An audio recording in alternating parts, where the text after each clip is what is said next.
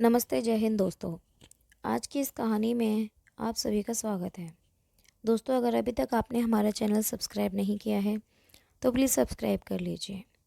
राकेश दिल्ली के एक छोटे से स्लम एरिया धारावी में अपने माता पिता और दो छोटे भाई बहनों के साथ रहता था। राकेश 19 साल का था।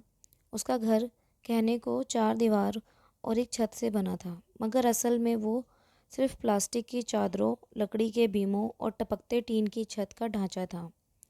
राकेश का परिवार 5 लोगों का था, माँ बाप और दो छोटे भाई बहन। पिता दिन भर घर के बाहर चुपचाप बैठे रहते, अक्सर शराब के नशे में डूबे हुए। माँ, जिनके हाथों में कभी चूड़ियाँ थीं, अब उन्हीं हाथों से लोगों के घरों में झाड़ू पोछा करती थी। जब कभी माँ की हथेलियों की दरारों से खून रिसता, वो चुपचाप अपना पल्लू छुपाकर कहती, बस थोड़ा और काम, फिर आराम मिलेगा। राकेश को बचपन से ही अपनी हालत समझ आ गई थी। अब उसके दोस्त स्कूल के बाद खेलने जाते, वो होटल के पीछे खड़ा बर्तन धो रहा होता। जब कोई नया खिलौना देखकर उसकी बहन मचलती तो वो अपनी जेब टटोलता, लेकिन वहाँ हमेशा खालीपन मिलता। शाम को जब बिजली चली जाती, पूरा मोहल्ला अंधेरे में डूब जाता। लोग मोमबत्तियां जलाते, लेकिन राकेश एक पुरानी बैटरी वाली टॉर्च से किताब पढ़ता था। उसकी किताबें दूसरी बार की थीं। कभी किसी के कचरे में मिली, कभी किसी भले आदमी ने दे दी। उसके पन्ने मुड़े हुए थे, लेकिन उसके इरादे सीधे थे। एक रात माँ ने उससे पूछा, थकता नहीं तू? उसने मुस्कुराकर कहा, माँ, जब तक तेरे हाथों से खून निकलता है मेरा थकना पाप होगा। एक दिन हर दिन सुबह 5 बजे उठकर वह पहले अखबार बांटता, फिर स्कूल जाता और दोपहर बाद होटल में काम करता। थक कर चूर हो जाता, लेकिन चेहरे पर मुस्कान बनी रहती। उसका एक ही मंत्र था, सपने सिर्फ सोचने से नहीं, पसीना बहाने से पूरे होते हैं। एक दिन स्कूल में एक प्रतियोगिता हुई, जिसमें राकेश ने भाषण प्रतियोगिता में भाग लिया। विषय था मेरे सपने। उसने जो भाषण दिया, उसमें उसकी आंखों से आंसू बह रहे थे, लेकिन आवाज़ में ऐसी मजबूती थी कि सभी शिक्षक भावुक हो गए। मैं बड़ा आदमी नहीं बनना चाहता, उसने कहा था। मैं सिर्फ इतना चाहता हूँ कि मेरी माँ को बर्तन ना मांजना पड़े और मेरे भाई बहन अच्छे स्कूल में पढ़ें। उसके भाषण के बाद एक सामाजिक कार्यकर्ता, रेखा मैम ने उसकी मदद करने का फैसला किया। उन्होंने उसका दाखिला एक अच्छे कॉलेज में करवाया, स्कॉलरशिप दिलवाई।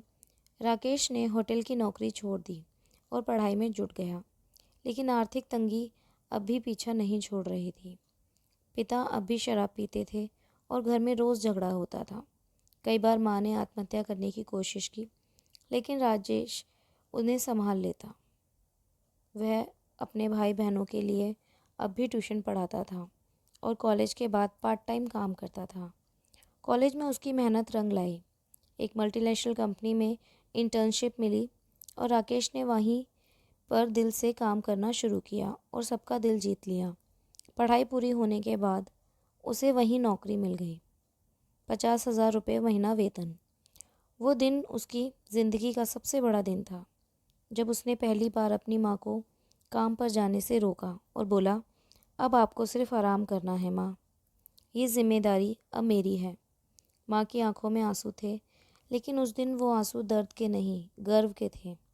अब राकेश ने एक छोटा सा मकान लिया, अपने परिवार को वहाँ शिफ्ट किया, पिता को एक अच्छे नशा मुक्ति केंद्र में भर्ती करवाया। उनके इलाज के बाद उन्होंने शराब छोड़ दी और बेटे पर गर्व करने लगे। उसने अपने भाई को इंजीनियरिंग में दाखिला दिलवाया और बहन को एक अच्छे स्कूल में भर्ती कराया।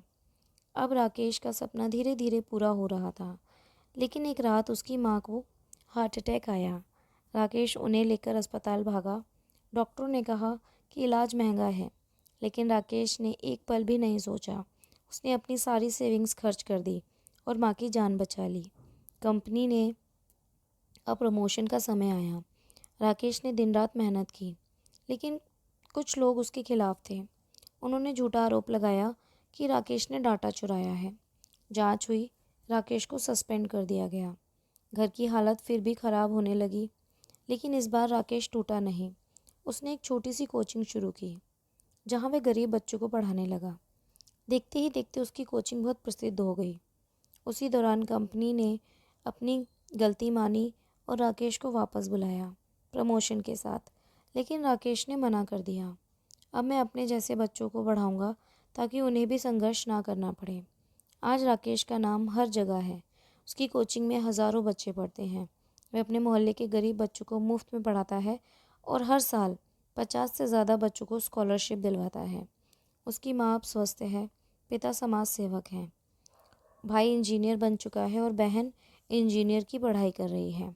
एक इंटरव्यू में राकेश ने कहा, मेरे पास कुछ नहीं था, लेकिन मेरे पास एक वजह थी, मेरा परिवार। और जब वजह मजबूत हो तो रास्ते खुद ब खुद बन जाते हैं। राकेश की कहानी एक मिसाल है उन लाखों युवाओं के लिए जो कठिनाइयों से हार मान लेते हैं।